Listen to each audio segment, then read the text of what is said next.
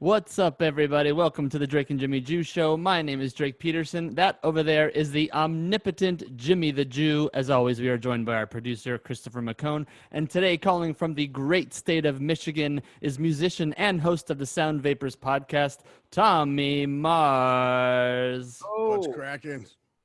yo. Wait, What's- I almost thought you were going to say from the great state of Detroit that we're going to have a game playoff thing.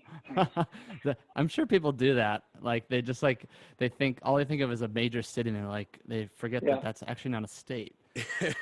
That's why I forgave him for it, though. When he said, hey, the great state of Chicago, I was like, I could actually see that happening. You know what I mean? Right. Right. They have the Bears, so, it's a pretty big place. The Bears. Oh, no. You know what? The Lions, man, they had them yesterday, and they blew it. The Lions suck.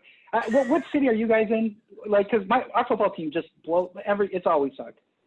Well, I'm right next to Oakland, so we had the Raiders. Now Vegas has them, and I'm pretty close to San Francisco, too. Okay. Well, you got the Niners. That's cool. Yeah, you got some good Hall of Fame stuff there with them. So Definitely. that's awesome. I'm in Los Angeles, and I think we have two football teams, the Rams and then one other one, but I couldn't name it. The Chargers are in LA now, right? LA Chargers? Yes, that's right. Okay. There you go. I think that's probably the most we've spoken of sports this year. Let's stop it there. That's enough. Yeah, Wait, that's I enough. don't even. Right. Jimmy, do you even watch football, Jimmy? No, I like watching female volleyball. You can find Jimmy just watching, Yep, I just can watch sitting that at the all beach day all long. day. Yep. Tommy, so you're what part of Michigan are you in? I am north of Detroit, so I'm probably about 30 minutes north of Detroit. Well, from the line, from 8 Mile, it's more like 20 minutes. Well, whatever. Yeah, I'm about 20, 30 minutes from Detroit. Not bad. Just far enough away. Yeah, well, I actually grew up in the city. I grew up on the west side of Detroit, like in the city till I was not an adult, but a late teenager. Nice. Fun place. What's Yeah. going on? What's Detroit like? What's the overall vibe right now? So it's very calm. I mean, honestly, I was kind of saying that before was if you watch the news, it seems like it's a mess, but my experience-wise, I just haven't – it seems like everybody is – I don't know, maybe everybody's bracing or something, but everybody seems to be just being peaceful and getting along. That's my experience with it. Is everything opened up right now over there? Yeah, and I don't know if it's supposed to be, but yeah, I mean, pretty much you mentioned a haircut. I mean, haircuts, restaurants. I mean, most of the time, like this summer, people have been eating outside. They have the outdoor seating, but yeah, I mean, everything that I can see is pretty much open. I know Texas Roadhouse is open because I passed by it, and it's like, yeah. I mean, if there's 100 spaces, there's 400 cars waiting to get in. It's insane. About feeding time. Let's go. I missed that from tour. Texas Roadhouse. What is that? You throw the peanuts on the floor. Those jars of peanuts, and you just like eat them and throw them on the floor, and have epic burgers. Oh, peanuts. Good burgers? I heard something else. I thought I heard something else, too. I'm like, what party no. what kind You of can party throw you them guys on the going to? floor. Yeah, man. I mean, well, no, they have that cinnamon butter with the rolls they give you. They're famous for these rolls, and they're phenomenal. Yeah, they're banging. There you go. Oh, well, in LA, everybody's out now. So, because I feel like everyone was stuck inside for a while and everyone was afraid. And now LA doesn't give a fuck. They're just out and about. There's lines at bars now. You can go in pretty much anywhere. And besides the smoke that's, now crippling, it's pretty open over here now. You guys allowed to go in the bars? Everywhere here is like outdoor seating now. It is. It's actually pretty sick. I actually prefer it. But yeah, you can go inside, but most of the restaurants here have like sliding doors, so you're inside, but it feels like you're outside. So I think they can kind of get away with it that way. Yeah, here the regular bar could be open, outside seating, as long as you have a taco truck there. It's weird. I swear to God, it's weird. Law. That way they're serving food. You guys have a different culture there, man, with food trucks and stuff. Like when I go to LA and there's food trucks everywhere, everybody stops to eat there. Like they're eating at their cars with it. Here, That culture does not exist. Really? It's actually like a culture shock. Yeah, totally not. People try to do it. They want to be trendy. Oh yeah, we're going to hit the taco truck. There's one downtown, but it's not anything like when I went to LA. It's just completely different. California definitely has good taco truck food.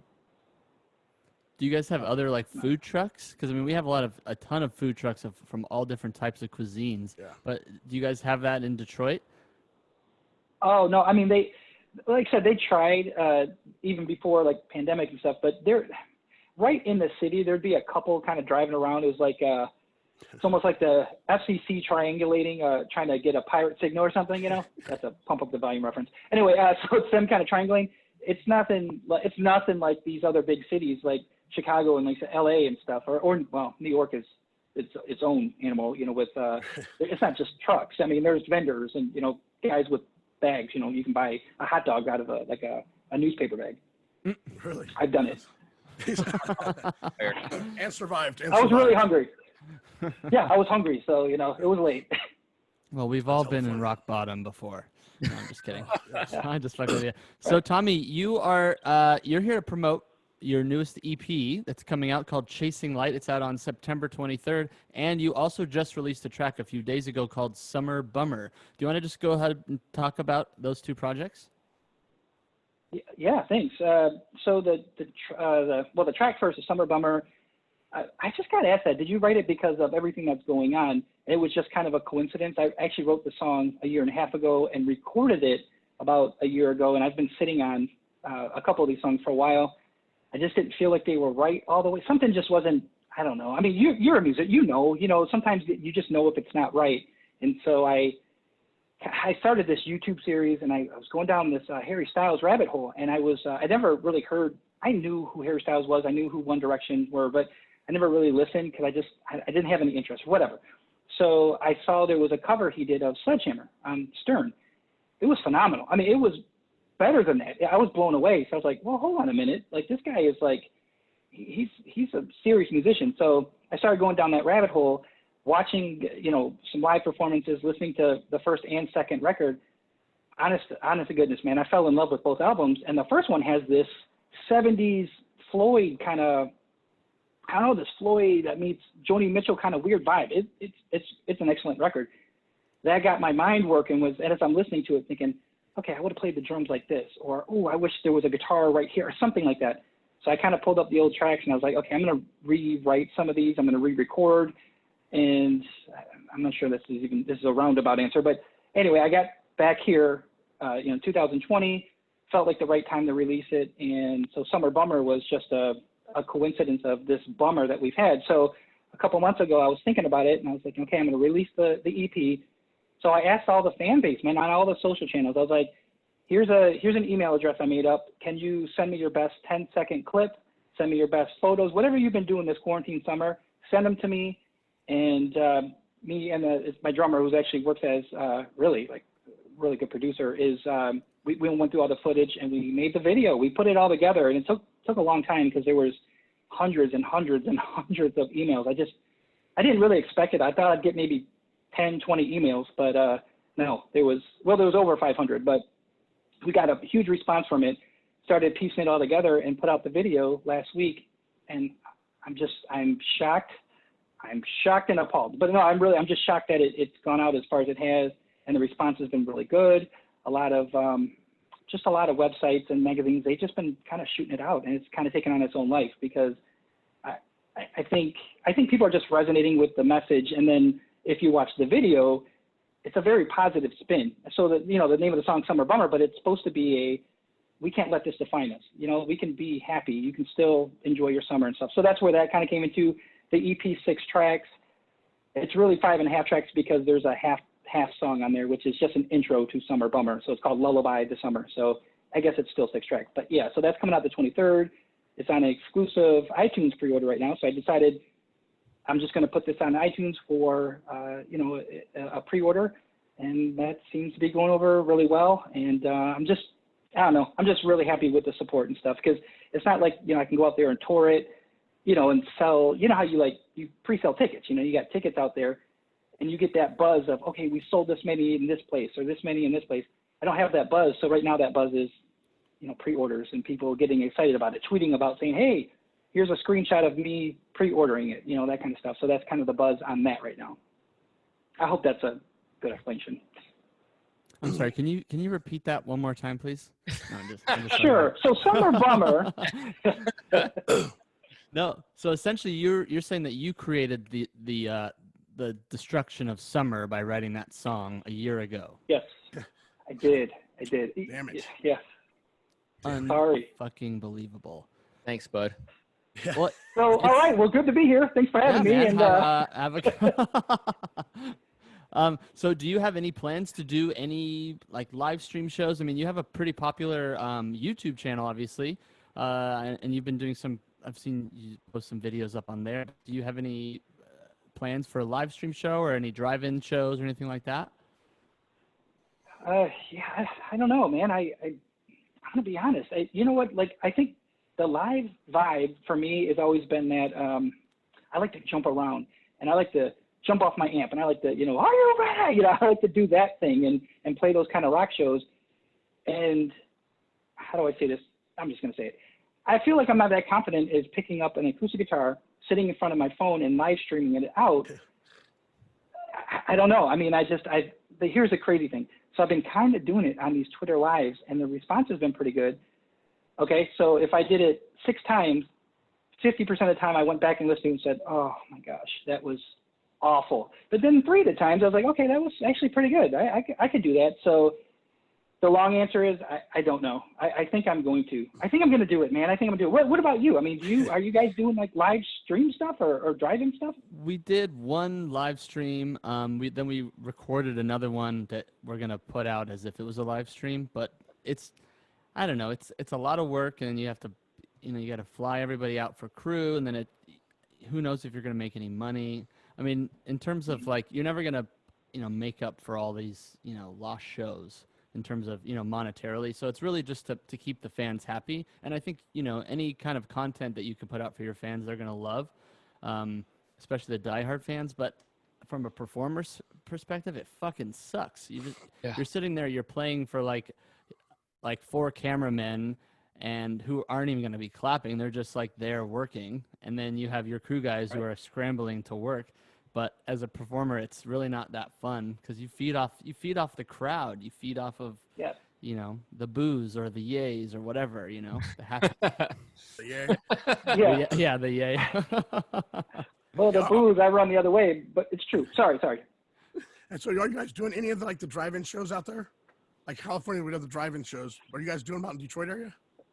I haven't seen anything, and I've seen them because I'm in the business, but I haven't seen shit around here. Like, now that you say it, I should get some bands and do one just because everybody's bored and wants to see. I should. Maybe I should do this. Maybe I should set this up. We'll call it Tommy Stock. Yes. Tommy Stock. There you go. Tommy Stock. I'm all about that. We'll be there. We'll fly out there. Cool. That's close to where our producer Chris lives, so we can go there. Nice. No, it's not. Cool, man. I mean, you're closer than we are. Yeah, but it's not close. But I'll still come see you, Tommy. I appreciate you, man. I appreciate you. Yeah, that would be kind of cool. Get the music industry live out there doing the drive-ins. You guys still have drive-ins back there, right? I mean, they're closing down a lot, but you guys just still have drive-ins. I think we have 2 left. No, I do. Oh, yeah, we have 2. We have one in Detroit, the Ford, Wyoming. That's the one I went to as a kid all the time. And we have one, I think there's one it's up north a little bit. They took them all down, man. You know what's crazy is a couple of years ago, I got a lift by, I don't even know if I can say that. Anyways, some government entity was nice enough to give me a lift in their helicopter. And I was totally like, hey, can you fly me over to Detroit Zoo? And they're like, yeah. I was like, hey, can you fly me over, City Airport? And since they're like whatever they are, they were allowed to do it. Like, they were like, okay, stop the flight pattern. We're going to fly through. I'm like, are you kidding me? So I'm went over my old house in Detroit. Yeah. And then I was like, hey, can we go to the Ford, Wyoming theater? Cause I wanted to see what it looks like from, a helicopter. And we did. And we were hovering over. It was the coolest thing ever. But point of that is, I know that's still there cause that was kind of recent. And that's a great idea, man. I should try to make this happen.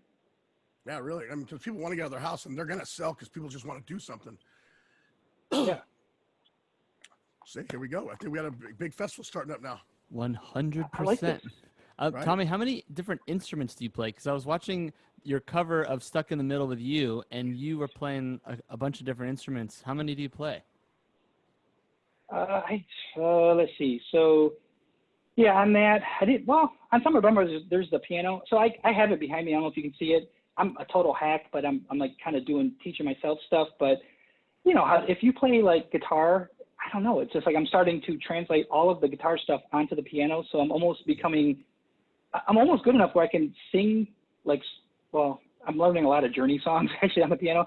So I'm getting to the point where I can sing those songs and play the piano. So I almost say I can play it, but yeah, the electric piano is the Rhodes. I love the Fender Rhodes. I just think it's the best sound ever. It's like my favorite thing. I'm probably overdoing it actually on the songs, but I don't know, drums, guitar, bass. You know what? I always wanted to learn how to play the saxophone. I don't know how to do that. To me, I just don't get the wind, everything. Can you explain that to me? I just don't get it. Well, let's see. I mean, I don't play saxophone. I play a brass instrument, so trumpet, and the trumpet is fucking impossible. Like, I'm still battling with it. It took me forever. But basically, you literally have to use your lips. The shape of your lips changes the pitch of the instrument. So you only have 3 keys, and so you have just a few different combinations based on those 3 keys, but the rest is all just done in your lips. So it's all like muscle memory, and it's definitely a bitch. And most people sound like shit the first 10 years of their career, or whatever you want to call it. And the What year are you saxophone, I'm in over 20. Man, Then you passed it. You must give a great blowjob. Jeez. Oh, you're damn right. Fucking disgusting, Chris. You're damn right. It's a shame. lips. It's a shame I don't like vagina, because I feel like I could definitely make some love women vagina. very happy. I love vagina. Jimmy, is that why your voice is all gone? Were you munching some blocks? I could have been partaking in some carpet munching, minus the carpet. You got some carpet in your. Where is your voice though? I know you were in the Tahoe. I just got back from Lake Tahoe yesterday, but last week, man, that's all the fires and stuff up here. It's I mean, you so walk bad. outside, everything was just covered in ash. And I went still trying to go for a bicycle ride from exercise, and they just breathed too much of it in, and my voice went to shit all week. Just now coming back. Yeah, my eyes. Nice Tahoe air. Nice Tahoe air cleared it up.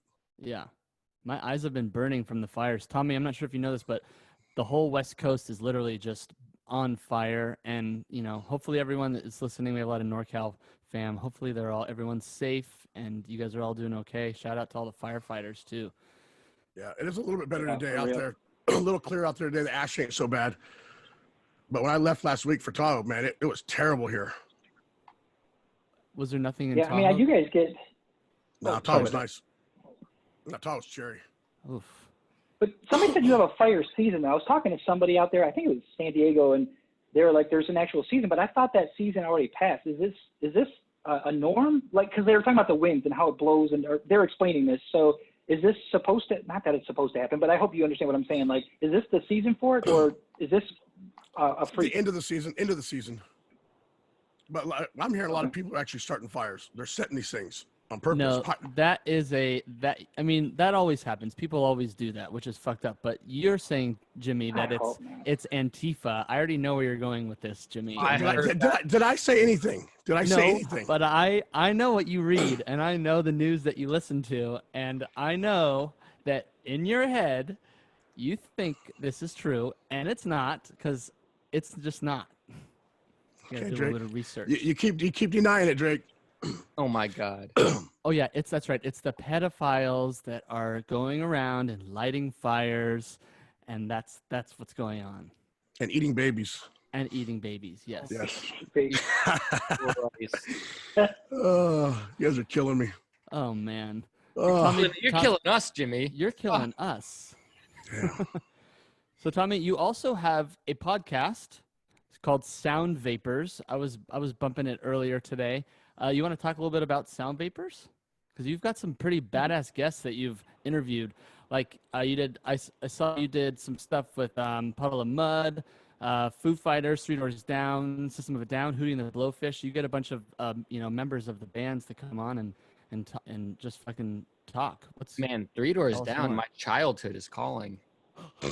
Hey, you know what's crazy? I just said this to, I just had one come out today with Brad Arnold. He's the singer for Three Doors, and it was the craziest thing. I didn't mean it to happen, but I have now interviewed 3 people from the Three Doors Down. Like, it's and I'm a fan. I'm a fan, but it's like they're not like the Police for me, or like Duran Duran or Kiss or something. You know what I mean? Don't get me wrong. I'm a fan of Three Doors Down, but Three. I'm like Three. I'm like I was trying to do the George Martin thing, like I'm the fifth member, but I screwed it up. Anyway, yeah, no, it's been really awesome. It's like I don't know. Sometimes the guests come your way. When I first started it, you know, I think I was probably. I made a bucket list. You know, I made a list of people that I really, really want to talk to. So like at the top of that list was like Stuart Copeland from the Police. And I mentioned him all the time, and I'm sure my people get sick of hearing his name. But to me, when I was growing up, you know, I was like, I think I mentioned I grew up in the city, and we were like really, like, it wasn't poverty. I mean, like, we're food stamps. It was just, we didn't have electricity a lot of the times and stuff. It was just everybody was poor, you know? And so I had these records. And do you guys remember the Columbia House, the 12 records for like a penny? Or yeah. So I think I still owe them money. Yeah, totally. I mean, totally. And then, so I used to get these records, and sometimes couldn't even play the damn things. But what I used to do is put these records on the wall. So the Kiss Alive 2 cover, the Synchronicity, you know, Duran Duran Rio, I put them on the wall, and it was kind of like the escape. So for me, I kind of made the bucket list of people I want to talk to. And, you know, when I kind of got to Stuart Copeland, and now we've talked a bunch of times, and, you know, we know each other's name, which is just, it kind of blows my mind. I don't think about it too much, but if I think about it, I'm like, whoa. Or Joe Satriani, I've had him on a couple times, you know, and you get deep into these conversations about the record and how it was made and the thought process. It's not such a just on the surface, like, hey, you recorded this great album, you know, tell me about it. It's not like that. I'm like asking them, like, I need to know what this sound was right at this. You're like, here, I'm like, pull it up. I'll wait. You know, like, pull the song up and listen to that. What is that? You know, that type of thing. And it's just been kind of I don't know, it's been a good outlet. And then right now, not being able to tour or anything, it's like a godsend, you know, being able to do interviews like this, like what we're doing right now. This is everybody's one of home. the great perks. Yeah, everybody's home. Yeah. You know, you got, well, so we got off tour, you guys can, it's really good for podcasts right now. Yeah. And they can't say no. If they say no, they're busy. I'm like, fuck that. They're not busy. Right. They're not doing anything. Get them on the phone. Like, here's my number. Have them call me tomorrow. What's the best way for you to get guests? I mean, some of these people are, you know, A-list musicians. What's your secret? You know, I think it's here's a little secret. Like I said, when I first started, I made a bucket list, and I was probably going after it. The truth is now is I think the podcast, and I knock on wood because I don't ever want to sound like a dickhead, but it's grown to the point now where, I hate to say it like this, but I don't really go out and look anymore. It just comes to me now. And, you know, I feel so fortunate. I hate when people say I feel so blessed, because I don't know why that bothers me, but it does. But I'm so blessed. I can't believe that people, you know, send me an email saying, hey, I got this client. I'd love him to be on the show, or love her to be on the show. So the secret was, I think I busted my ass for the first year of trying to just get people on the show. And I was going for not even just musicians. I have favorite movies, you know, like my generation. I think that one of the most epic things I ever did was Eddie and the Cruisers is my favorite music movie of all time. And, you know, it started with one person from the cast. Then I got two. And then all of a sudden they start calling each other and say, hey, you got to call this guy Tommy. I was getting calls. I'd see an LA call or a New Jersey call. I'm like, no fucking way. I pick up the phone. I'm like, hey, it's Michael Antunes from, you know, Eddie and the Cruisers. I'm like, are you kidding me? Like, you know, such and such gave me your phone number to call you.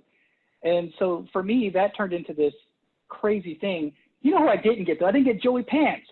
He passed. Oh. I wanted Joey Pants. It's always fun when like someone that you really like is just like, nah. Yeah. He's like, oh yeah, he thinks it's a great idea, but he's going to pass. I'm like, fuck that. And here's the coolest thing about all of this. So I mentioned Stuart Copeland and all these other people. I have a voice. I missed Michael Perry's call. He's Eddie Wilson in the movie Eddie and the Cruisers. So he's like, I followed his career. I'm a big fan. He's on Greatest American Hero. So I missed his call. And I go to my phone and there's a voicemail, and it's like, this is going to be the worst, because he has a real, you know, I have a high-pitched voice. He's like, hey, Tommy, it's Mike Perret. How you doing? You know, and it was totally Eddie Wilson. Like, I almost had a heart attack and died right there. I was like, oh my God. So I'm trying not to delete the voicemail, because I'm trying to be careful. You know how the buttons are so freaking small on like an iPhone.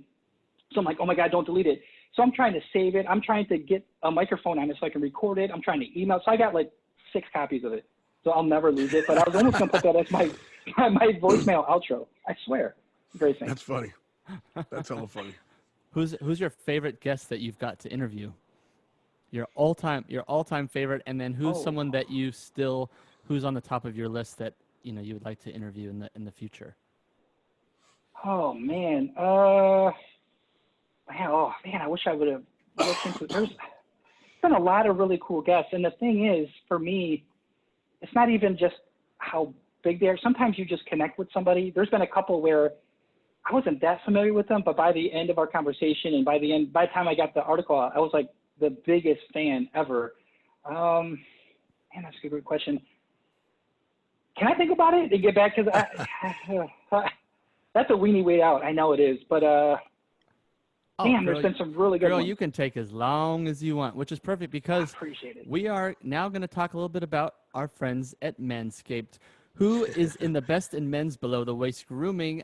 Jimmy, Yes. your head right now is a little bit less shiny than it is. Yeah. You need to do some shaving up there or what? I do. I do need to shave my head and my face and probably my balls too. And your balls. Well, Manscaped right now is now shipping to all of our friends in Canada.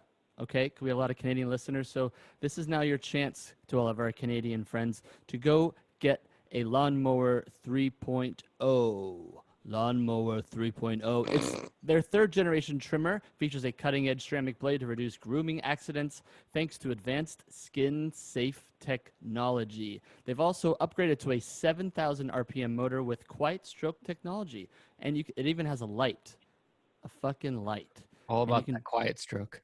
All about that quiet stroke. And you can get 20% off and free shipping with the code Drake and Jimmy at manscaped.com. That's 20% off with free shipping at manscaped.com, and you can use the code Drake and Jimmy. Trim your junk with Manscaped. That's Manscaped. Drake and Jimmy. Drake and Jimmy, all capitals, one word. All capitals, one word. Tommy, have you ever heard of Manscaped before? I know what manscaping is. I didn't know it was a company. Like it's they a whole company. Yeah, basically, it's just these trimmers that will literally, because you probably shaved before and like you just end up cutting yourself. I don't know if you have that problem, but I have. I have. Wait, are we talking about our pubes? Or are we talking Your about junk, our facial? yes, your junk. My junk? It's for the drunk trick. Man, For the I tell you what. dong. All right. Yeah. I have, and it wasn't really a pretty sight. I cut myself, so now I'm gun shy. So I got like boom. Yeah, it's well, literally these things are the best because you can't cut yourself, and you can do it in the shower too because it goes in the water, and it's honestly the best thing ever. It will make whoever you're with very happy, and it'll make yourself happy too. And don't forget that headlight, so you can see what you're doing. All about Headlight. that headlight. It has a headlight. Nice. So, Yeah. Tommy, you've now had 3 minutes to figure out your answer. What's your answer? No, I'm just kidding. Okay. Can I give the weenie answer? I hate this. I say this on my YouTube, so I'll say, hey, drop me your 3 favorites or your 5 favorite songs by such and such. But I'm like, don't do the weenie thing and give me 5 ties because I hate that. But I'm gonna do that. So my favorite is I got a combo. Okay, so one of them is Mike Inez from Alice in Chains because that was in person. I feel like, yeah, we bonded. And also the thing was, I was there at Tiger Stadium when Alice in Chains opened for Kiss on the first show back when Kiss had the full makeup. So that was like a epic moment. And like Billy Corgan was right by where I was at. It was just a crazy night. So he's telling me these stories backstage about that show. So now our interview turns from his bass playing to, I want to know everything that happened with Gene Simmons. That type of shit. It's like the worst. He was into it, so luckily that was good. But so him, I would say Jeff Schroeder from the Smashing Pumpkins, who is probably one of the nicest. He might be the kindest soul that I've had the pleasure of speaking with. He is a super, super nice guy and so talented. The guy is he's awesome. Here's a weird one is Freddy Krueger, man, Robert Englund. I enjoyed that interview because we talked about the Freddy stuff. We talked about V. We talked about all these things, and that conversation wound up going, I think we were supposed to go for 20 minutes. It was like 2 hours. We were talking about Freddy Krueger and the mask and the blades and all that stuff. So that was pretty good. I'd say that's got to be up there. And then finally, Avi Kaplan. Do you guys know Pentatonics? You know that singing group? Yes. The vocal group?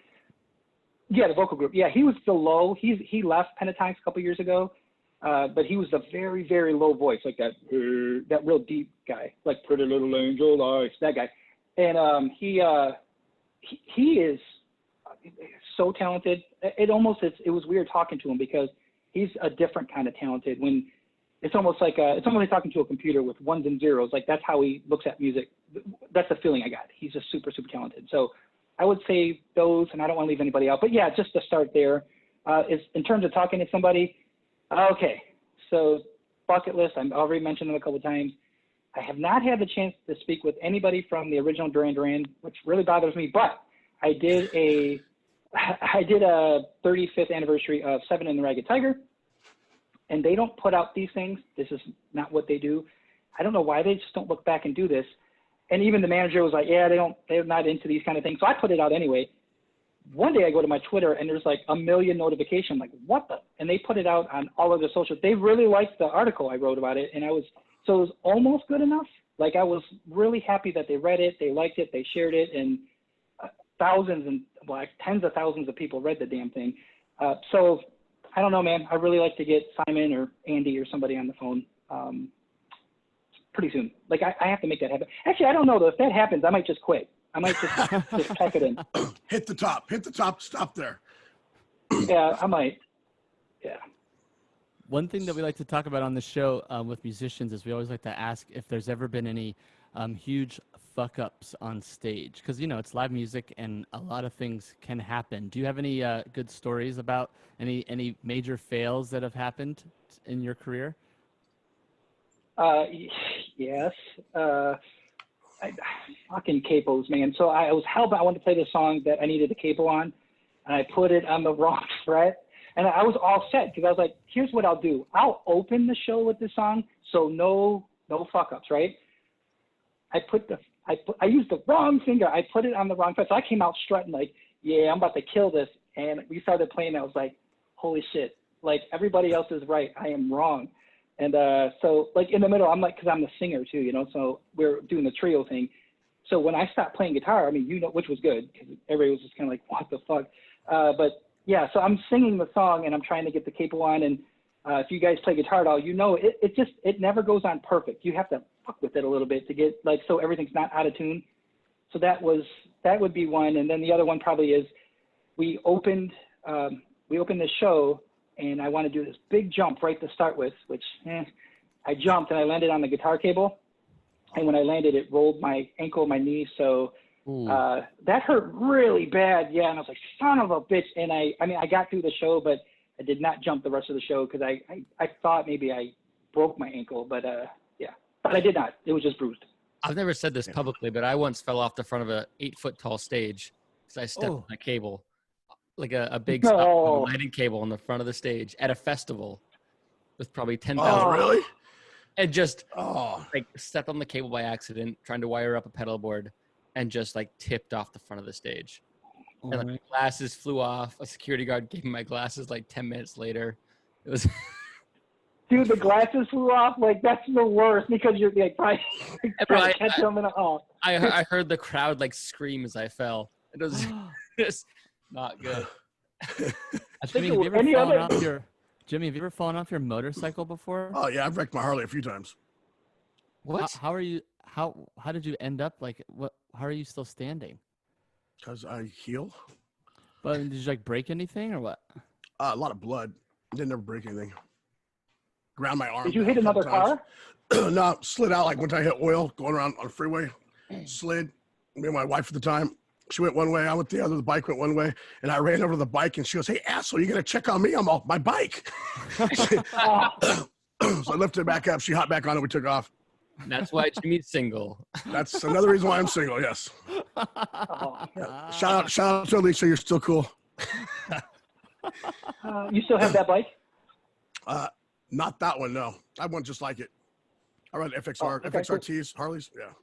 You're selling the bike right now, Jimmy, right? Yeah, I have a guy coming up from Orange County, I think 6 o'clock tonight. He said he's going to be here for one of my bikes.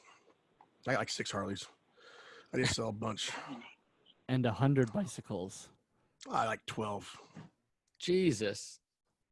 Do you do any crazy extreme sports, Tommy? Other than the guitar. No, I want to try ziplining. Is that extreme? I like to try it. I don't know if I That's could. not extreme. That's as extreme as I'll go too, so don't worry. Oh, you like skydiving? Well, Skydiving's cool. Oh, I was going to ask you if any of you did that before. Yeah, I haven't. I've done it a bunch of times. My homeboy Adam that we had on the show played for the band Machine Head. He was really big in skydiving, so he fucking forced me to go a bunch of times. Ooh. Well, I just watched Point Break again, and I used to surf a lot. Like back in the day, I used to surf a lot, and that was like the ultimate movie. But it's always that skydiving thing. I thought I was going to do it, but I couldn't pull the trigger. It's awesome. It's intense. It's awesome. Yeah, So Tommy, Tommy, can you just go ahead and plug all the places where everyone can listen to your podcast, listen to all your new music, and just go ahead and do a little bit of bragging. Oh, yeah, I'm the worst at this. I'm like the worst. Before I get there, like anybody that follows me on the social channel stuff, I'm the worst because I don't do that thing where I'm always hitting it. Like managers, publicists, they get really frustrated because I actually had a manager once that would text me every morning, like, okay, you got to post 3 times a day. I hate it. Yeah, and thanks, Drake. like, especially, well, it's like, it's like, you're supposed to promote the record and do all this stuff. And I get it. I mean, it's not like I don't want people to hear it. I do, but I always felt like I don't want to annoy people. But at the same time I've kind of gotten over it where I noticed that when I do post about it, good things happen. People do go pre-order the fucking thing. And I've been doing these, if you go to my Twitter, at Tommy Marz Band, TOMMYMARZBAND, there's my drop. Like if you go to Twitter, you'll see every Tuesday, oh shit, I got to film tomorrow's episode. Every Tuesday, I've been taking one song and talking about it for 2 minutes and 20 seconds. That's all Twitter lets you do, unless I'm missing something. So talking about a song, and then I'll just kind of play a snippet, a couple of different parts of it, and talk about it. And that's been this is the first time I ever did that, and people have really seemed to connect with that. They like the behind the scenes type of deal. So that's been very, very helpful. All my social channels are the same, that same Tommy Marz Band. And I don't know, man, Sound Vapors, you go to soundvapors.com. You can find articles, interviews, reviews. I have a couple people now doing reviews for the site, and they're really talented. And actually, we had this band on this band. What's this band called? They had this record called Coastin'. Can't think of their name though. Guilty. But Jessica, who was writing for Sound Vapors, she fell in love with that. And in fact, I just saw her, and she brought that album up again. So she doesn't even know that we're on this, and I actually can't wait to tell her. But she brought that up again. She has just been vibing on that Iration record, man, and I love that. I love when somebody hears, because I listened to it before I even sent it. I was like, ooh, okay. So, and I know this is like her jam. I know she loves that style of music. So I was like, I sent to her, like, what do you think? And she's like, oh my gosh, I want to dig into this. So that's the other thing too. It's not just on my social stuff or Sound Vapors or the YouTube channel. You won't hear me talk about my stuff too much. I love to talk about other people's music that I love. So for instance, head over to Twitter, because that's probably where I'm mostly active, and you'll see a bunch of stuff, what I think is good music. So yesterday, there's a guy, his name is Ricky Reed. Do you guys know who Ricky Reed is? I do not. Okay, so he's produced a ton of stuff. He did that like CeeLo Green record. He's done Maroon 5. He's done so much. I mean, you could pull up his page. I mean, there's so many records that he's done that. The Leon Bridges, the Good Things record. I mean, he's done some. Yeah, his mind is one of those guys. I think he looks at music in like the Matrix, in code or something. And but he has this band called Facing New York. So it is literally, guys, like I keep a top 100 albums. Like I keep a list, and it kind of revolves a little bit. This Facing New York band, they have 2 albums, one in 2008, then 2018. 10 fucking years people had to wait. Well, I didn't come onto the radar until that album in 2018 came out, or not their radar. They didn't come on my radar until then. So I listened to Dogtown, and it was one of those things where I like sat up in my seat, and I was like, whoa, I haven't heard anything like this in years. It's just rock, man. It's just rock. I get through the whole thing. So I see they have another album out there in 2008. I almost didn't want to listen to it because I didn't want to ruin the way I feel about Dogtown, because it was my album of the year. I mean, it wasn't even close either. It was like number 1, then number 10. I mean, it was that good to me. Eventually, I go and listen to Get Hot. I'm like, oh my gosh, I'm listening to it more than Dogtown now. Okay, so I'm kind of now, I didn't know that Ricky Reed was that guy. His name is Eric Frederick or something, his real name. So I didn't even know it was the same fucking guy. I didn't even know. So I'm doing my Columbo research, and I'm like, oh my gosh, it's this guy, you know? So I start getting into his discography, you know, the stuff he's produced. And like I said, I know a lot of names are escaping right now, like Jesse J, Kesha. I mean, he's a freaking man. Yeah, he's sick. So, but he does this rock stuff. So you would think I would know everything about him. I don't. So last week I'm going through, and I just wanted something new to listen to, because I've been listening to the song Golden by Harry Styles almost criminally. Like, it's almost to a fault now, where people around me are like, fucking stop, because I'm humming it, singing it all the time. On my Twitter, I'll just go Twitter live just to sing the song. It's a good song. I love it so much. It makes me so happy. If I'm having a bad day, I literally go to YouTube and watch a live version of it. It just puts me in a good mood. So anyway, but the thing is, I know I'm overdoing it, because somebody like me does that. I obsess over something and then I ruin it for everybody. It's like a movie. If I like a movie, I won't stop. It's the worst. Anyway, I go on Amazon Music. I know you guys are like, who fucking booked this guy? Anyway, so I got on Amazon Music, and I'm like, I pull up Ricky Reed, and there's this song on there called Express Myself. Never heard it. So I put it on, put in my earbuds, and like, I had that moment all over again. And I think it's just the way, because he uses a lot of jazz chords, a lot of chords that you just don't hear in mainstream music. And it shows up on that Leon Bridges record. Actually, if you go listen to that last Leon Bridges record, you'll hear it's Ricky Reed all over it. The music, in fact, it's like, almost would argue, and I don't know this, but I feel like he did all of the music production, everything on it, because it just sounds like something he would do. Because it's just, again, it's not just your standard 4/4 shit, you know. It's not, you know, A to C, you know. Nope, it's not doing that stuff. So well, I'm looking it up right now, and I will post that in our show notes so that people can listen to it as well. Harry Styles. It's awesome. No, this is Golden this is Ricky Reed. Express Myself. I was gonna say we do not Express Myself. We do not support Harry Styles in this show. I support Harry Styles. You don't support him? I support Harry Styles. My girlfriend loves him too much, so I do not support him. And I don't, Jimmy, you probably never even heard of Harry Styles, have you? No. That's okay. That's okay. See, the thing was, here's the thing, Jimmy. Here's the thing. Here's the thing. I'm an Alice in Chains, STP, Pearl Jam. I mean, the grunge era is my shit. Okay, like there's not a song. Screaming Trees, Mudhoney, Melvins, everything, right? The thing is, when somebody suggested to me, and I was like, not interested, and I just moved along. You know, I did that closed-minded thing. And I'm telling you, and I can be, I know it. The thing was, it's like somebody, YouTube was listening. There's a whole theory on that. You guys were talking about Antifa earlier. This theory of the computers listening, because, dude, I don't know how this came on my suggested thing, because I've never looked up a Harry Styles thing, but it was almost fate, because I like Peter Gabriel, and I like that song. I like that album. It's one of the best mixed albums ever. But I'm so glad that I got into that came on my radar, because I'm telling you, man, let me just give you you like the rock stuff. Go listen to Only Angel by Harry Styles. Jimmy, just go check out that song, because it's got that 80s rock kind of, not hair metal. I mean, before that. It's like before Poison. Yeah, before Poison. It's like between Steely Dan and Poison. You know, it's in there somewhere. It's almost like a Clapton 80s song. It's, you know, it ain't the way that you move it, or whatever the fuck it says. It's that kind of sound.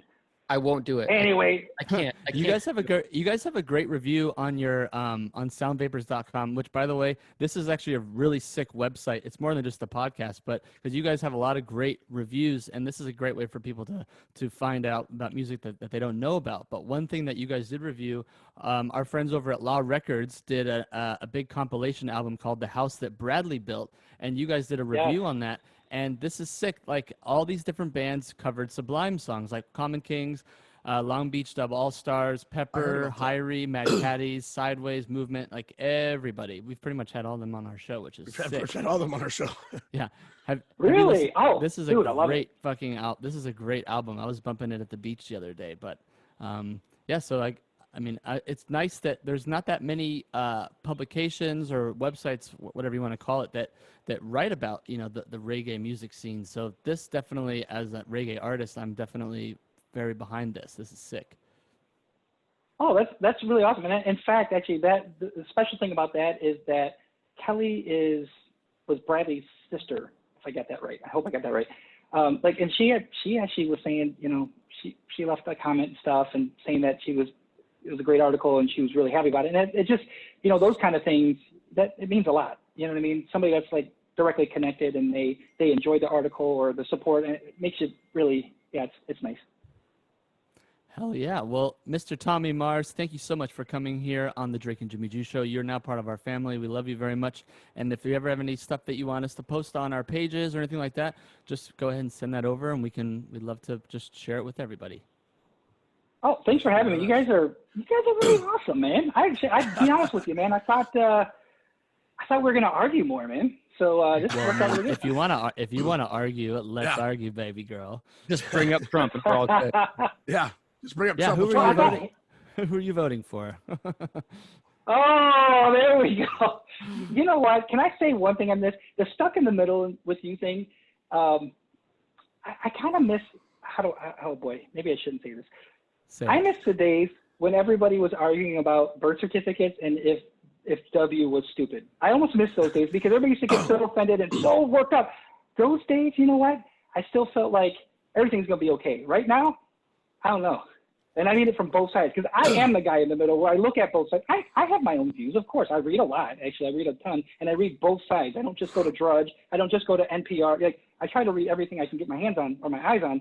But the thing is, I kind of sit here and I watch people try to destroy each other on each side, but it's not even a friendly debate. Like, you guys are all friends. You can talk about it and say, hey, I think this, or maybe this is incorrect. Or whatever. People are like, no, I hope your dad gets cancer and dies. I mean, just vile. It shouldn't be like that. I don't know. Well, you gotta check out Jimmy's page. Yeah, me and Drake pretty much, we show we're exact polar opposites.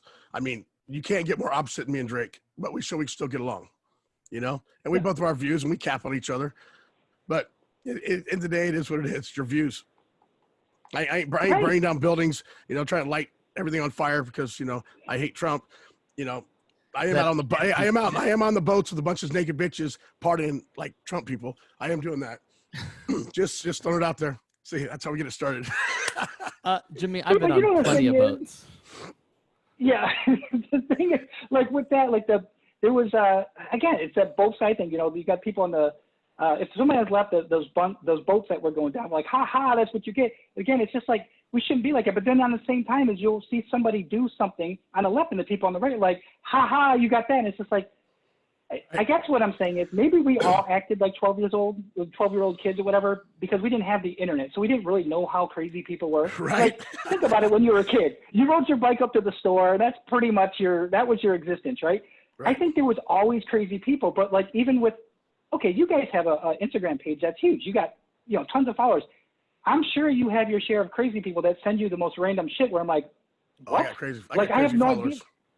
Yeah. Yeah. So I think we are always crazy, but I think the internet has made us, it opened the wound. You know what I mean? I don't know. It showed us what was possible out there for sure. What was that, Jimmy? Yeah.